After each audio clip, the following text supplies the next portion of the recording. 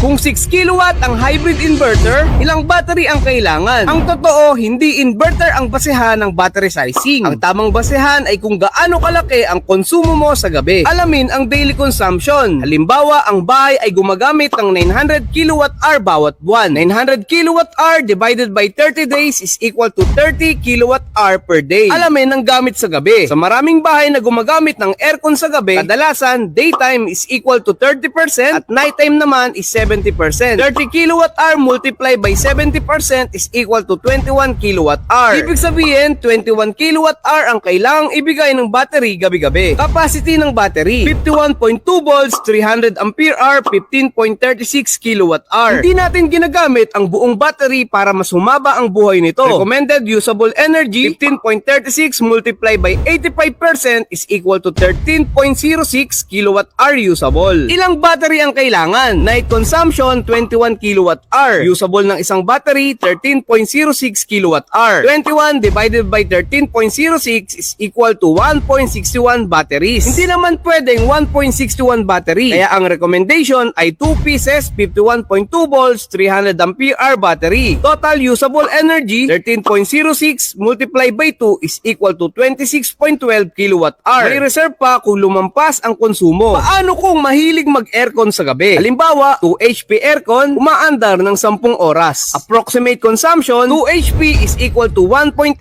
kilowatt. 1.8 multiplied by 10 hours is equal to 18 kilowatt-hour. Aircon pa lang yon. Kapag sinama pa ang refrigerator, 2 kilowatt-hour, ilaw, 1 kilowatt-hour, TV, 1 kilowatt-hour, electric fan, 0.5 kilowatt-hour, wifi at iba pang appliances, 23 kilowatt-hour sa gabi. Kaya kung malakas talaga gumamit ng aircon sa gabi, 2 pieces, 300 ampere hour battery ang mas practical. At kung higit pa rito ang konsumo, maaaring kailanganin ng 3 batteries depende sa actual nightly usage. Tandaan, ang 6 kilowatt inverter ang nagsasabi kung gaano kalaking load ang kaya nitong paandarin ng sabay-sabay. Ang battery naman ang nagsasabi kung gaano katagal tatakbo ang mga load kapag wala ng solar o gusto mong gamitin ng stored energy sa gabi. Hindi inverter ang basihan ng dami ng battery. Ang basihan ay ang konsumo mo sa gabi. Thank you for watching. Follow, like, and share for more solar tips.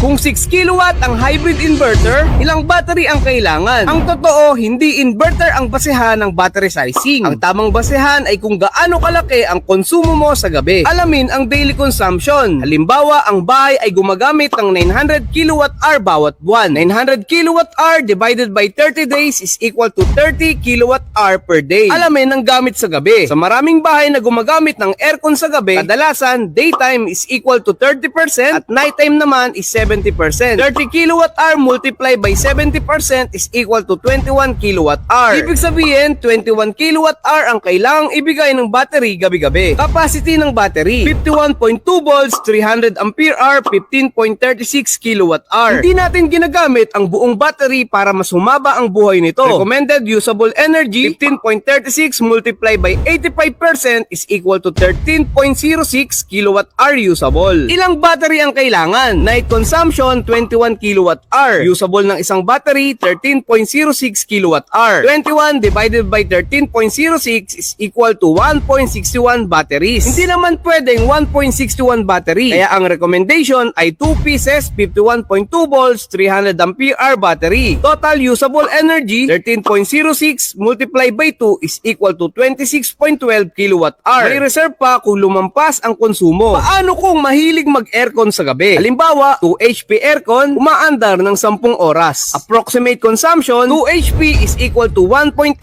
kilowatt. 1.8 multiplied by 10 hours is equal to 18 kilowatt-hour. Aircon pa lang yon. Kapag sinama pa ang refrigerator, 2 kilowatt-hour, ilaw, 1 kilowatt-hour, TV, 1 kilowatt-hour, electric fan, 0.5 kilowatt-hour, wifi at iba pang appliances, 23 kilowatt-hour sa gabi. Kaya kung malakas talaga gumamit ng aircon sa gabi, 2 pieces, 300 ampere hour battery ang mas practical. At kung higit pa rito ang konsumo, maaaring kailanganin ng 3 batteries depende sa actual nightly usage. Tandaan, ang 6 kilowatt inverter ang nagsasabi kung gaano kalaking load ang kaya nitong paandarin ng sabay-sabay. Ang battery naman ang nagsasabi kung gaano katagal tatakbo ang mga load kapag wala ng solar o gusto mong gamitin ng stored energy sa gabi. Hindi inverter ang basihan ng dami ng battery. Ang basihan ay ang konsumo mo sa gabi. Thank you for watching. Follow, like, and share for more solar tips.